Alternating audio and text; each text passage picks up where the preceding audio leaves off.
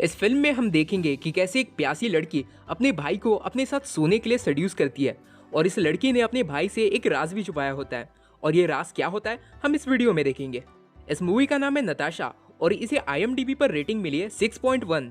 Film की शुरुआत में हम देखते हैं मार्क को, जो 16 साल का होता है और अपने दोस्तों के साथ पार्टी करता है। पार्टी करने के बाद मार्क अपनी एक दोस्त के साथ इंटीमेट भी होने वाला होता है, पर वो लड़की उसे रोक देती है। यानी फिल्म की शुरुआत में ही बंदे का कट जाता है। इसके बाद मार्क सभी संस्कारी लड़कों की तरह घर जाकर पोर्न देखता है और रात में हिलाने के बाद सो जाता है। अगले दिन मार्क की मॉम उसे जगाती है और उसे बताती है कि उसके अंकल आज उन लोगों से मिलने आने वाले हैं। बाद में मार्क के अंकल अपनी होने वाली वाइफ जीना के साथ उनके घर पर आते हैं। जीना असल में रशिया से आती है। जब वो सब लोग एक साथ बैठकर लंच कर रहे होते हैं तब मार्क का ध्यान बार बार जीना के ब्रेस्ट पर ही जाता है।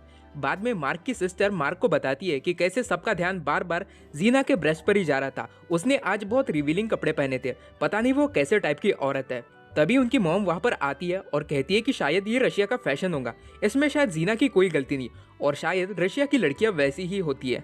जीना की इसके पहले भी एक शादी हो चुकी होती है और उसकी पहली शादी से उसकी एक बेटी भी होती है, जिसे लाने के लिए जीना वापस रशिया जाती है। कुछ दिनों के बाद वो सब लोग जीना और उसकी बेटी को लेने के लिए एयरपोर्ट पर जाते हैं।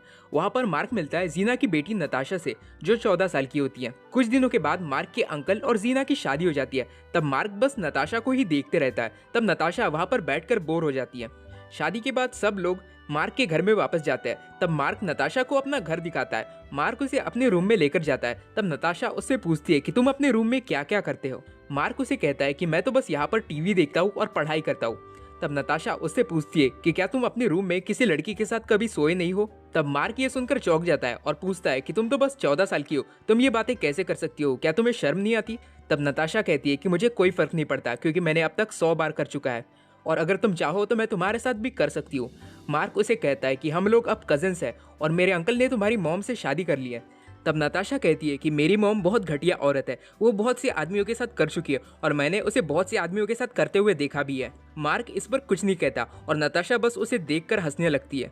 कुछ दिनों के बाद मार्क की मॉम उसे कहती है कि तुम्हें नताशा का ध्यान रखना होगा। वो इस देश में पहली बार आई है और यहीं पर अपनी पूरी जिंदगी बिताने वाली है। यहाँ पर उसका कोई दोस्त भी नहीं है, इसलिए तुम उसके साथ टाइम स्पेंड करो और वैसे भी वो तुम्हारी कजन है। अगले दिन मार्क नताशा के घर पर जाता है, जहाँ पर जीना उसे बैठने के लिए कहती है और उसके साथ बातें करती है और उसे बताती है कि नताशा बहुत अलग लड़की है, वो हमेशा अकेले रहती है, इसलिए अगर नताशा उससे गुस्सा हो जाए तो मार्क को बुरा नहीं मानना चाहिए। इसके बाद जीना नताशा को बुलाती है पर उनके बीच किसी बात का झगड़ा चल रहा होता है, इसलिए नताशा गुस्से में वहां से चली जाती है। तब मार्क भी उसके पीछे जाता है। बाहर में नताशा मार्क को बताती है कि वो अपनी मॉम की तरफ देखना भी नहीं चाहती, वो अपनी मॉम से बहुत नफरत करती है। उसकी मॉम ने उसे यहाँ पर लाकर उसकी लाइफ बर्बाद कर दी है। इसके बाद मार्क उसे अपने दोस्त रूफस के घर में लेकर जाता है और उससे मिलने के बाद नताशा बस उसी के बारे में पूछती रहती है। तब मार्क नताशा को बताता है कि रूफस अकेला रहता है क्योंकि उसके पेरेंट्स दूसरे देश में घूमने गए हैं। इसके बाद वो लोग एक साथ लंच करते हैं और म्यूजिक भी सुनते हैं। मार्क नताशा को उसके घर तक छोड़ देता है और नताशा उससे कहती है कि कल मैं तुम्हारे घर आऊंगी। फिर हम देखते हैं कि अगले दिन नताशा मार्क से मिलने पहुंच जाती है। वो लोग कुछ देर बैठकर बातें करते हैं और मार्क उसे बताता है कि वो कौन सी बुक पढ़ रहा है। इसके बाद वो लोग साइकिलिंग करने बाहर जाते हैं। फिर हम देखते हैं कि मार्क अपने दोस्तों के साथ मिलकर मैरिजुआना यानी कि गांजा बेचता है और इस बारे में नताशा को पता चल जाता है और वो उससे पूछती है कि क्या मैं भी थोड़ा सा मैरिजुआना स्मोक कर सकती हूँ।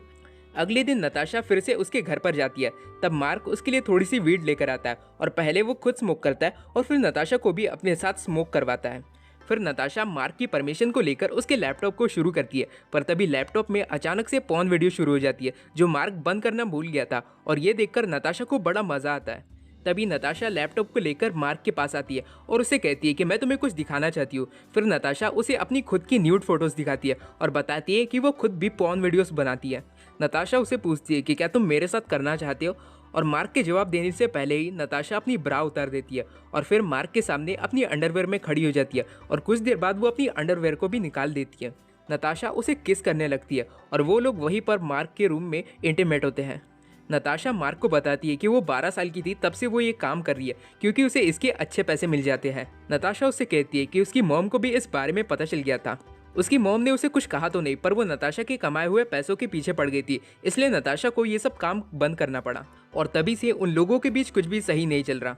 इसके बाद मार्क और नताशा एक दूसरे के साथ और भी ज़्यादा टाइम स्पेंड करने लगते हैं, यहाँ तक कि वो दोनों एक दूसरे के साथ नहाते भी है और भी ज़्यादा इंटीमेट होते हैं और मार्क उसे पसंद भी करने लगता है। मार्क उसे अपने दोस्तों के साथ पार्टी करने लेकर जाता है और उसे पूरा शहर भी घुमाता है। कुछ टाइम के बाद मार्क के अंकल और जीना बाहर में घूमने जाते हैं, इसलिए नताशा मार्क के घर में ही रुकी होती है। रात में नताशा उसे good night baby message send करती है और कुछ देर के बाद उसी के रूम में चली आती है क्योंकि वो कहती है कि उसे नींद नहीं आ रही। नताशा और मार्क बाहर में घूमने जाते हैं, तब नताशा उसे कहती है कि मुझे तुम्हारे घर में रहना बहुत अच्छा लगता है, काश कि मैं यहाँ पर अपनी पूरी जिंदगी रह सकती। मार्क उसे कहता है कि तुम जब चाहो यहाँ पर रहने आ सकती हो। नताशा उसे बताती है कि उसकी मॉम मार्क के अंकल को धोखा दे रही है और अभी भी उसका नताशा के डैड के साथ अफेयर चल रहा है। नताशा कहती है कि मैंने तुम्हारे अंकल को सब कुछ बता दिया, पर फिर भी तुम्हारे अंकल ने मुझ पर भरोसा नहीं किया और मेरी मॉम की झूठी बातों में आकर मुझे झूठा समझने लगे।